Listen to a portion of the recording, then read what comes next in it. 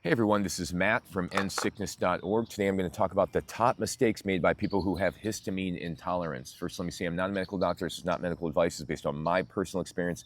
It's for informational and educational purposes only. So the number one mistake that people make who have histamine intolerance is they think all their issues are coming from histamine in food, okay? When in fact it's coming from histamine that's released by your own mast cells, okay?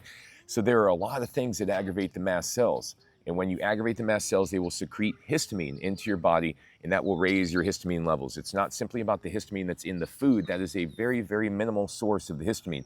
The majority of your histamine comes from your own immune system, your mast cells. So that's the number one mistake people were making who have histamine intolerance. So they think it all comes from their food, not from their own immune system. The number two mistake is they disregard mycotoxins and mold illness, okay? Because mycotoxins are typically part of histamine intolerance. You don't typically have histamine intolerance because there hasn't been some history of mold exposure or mycotoxin sensitivity in your past or present.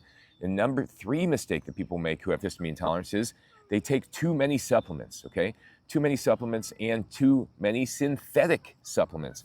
Synthetic supplements are supplements that are created in the lab that are not plant-derived, that are mimicking plants like B vitamins, things like that, that are actually synthetic, lab-made, and they're just a big mistake if you have histamine intolerance. They may help initially, but eventually what they do is they cause the histamine intolerance to get worse because the mast cells react to these things because they realize, hey, these aren't the real deal. These are synthetic supplements. And a week or two into taking them, you start reacting, your histamine intolerance symptoms get worse, etc. And that's what I've seen. And the next mistake that people make who have histamine intolerance is they don't qualify their supplements, okay? They simply just say, oh, this supplement sounds like it's a good fit. My doctor told me it was a good fit. But they never research if this particular supplement calms down mast cells directly, because your mast cells are your main source of histamine production. So if you want to be able to reduce histamine, you have to calm down the mast cells. So everything you're doing, all the supplements, every supplement has to be a mast cell modulator. It has to calm down, the regulatory T cells or balanced regulatory T cells. It has to improve detoxification. It has to support the gut.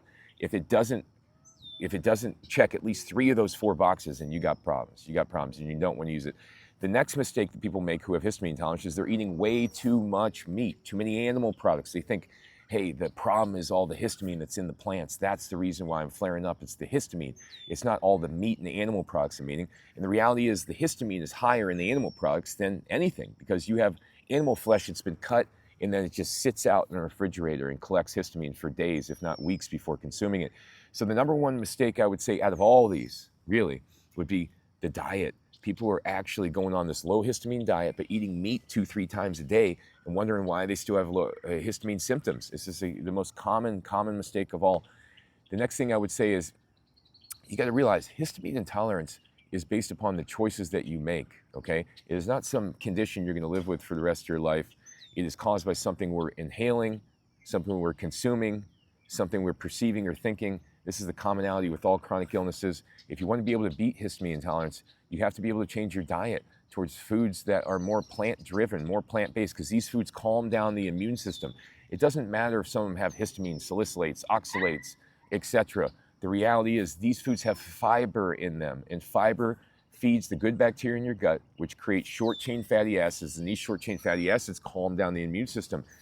Meats do not contain fiber, and so they do not feed good bacteria. They do not allow short-chain fatty acids to be produced. In fact, they feed the bad bacteria. They feed the bacteria that are responsible for secreting histamine in the gut.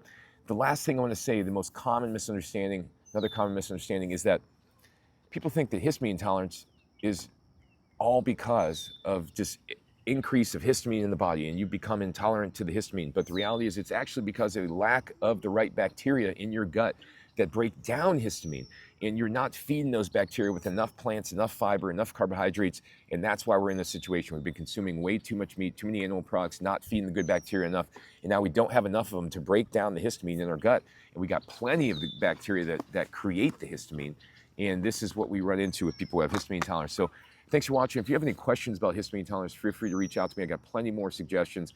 I have a website called endsickness.org. I have hundreds of articles on histamine intolerance and videos, articles, etc. Thanks for watching, everybody. Look forward to seeing you again in another video.